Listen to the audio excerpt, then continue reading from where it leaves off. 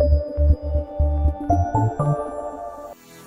currently in Sydney at ADV Works / Adventure Motor Australia, where we continue to develop and test our X-frame Pannier racks. Our customers often ask us about compatibility, so today we're going to try on Givi's 35-liter Canyon soft bag. So Givi's new soft Pannier bag comes with the quick release mounting plate. This one's secured on the bag itself. The counterpart where these hooks slide into, they need to be mounted, installed on Pannier frames. So surprise, surprise, without any modifications, we could mount up the counterpart of the quick release plate to support the bag itself. And even better news, with our X-frames and the Givi plate mounted, you will still be able to install the Rotor packs, 1 gallon / 3.8 liter fuel storage on the inside of the Pannier rack. So all we have to do is add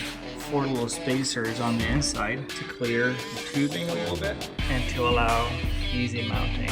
And we're going to make sure to supply the 8 additional spacers and the 8 additional longer bolts for you to be able to mount this bag on our X-frames. Thank you for watching.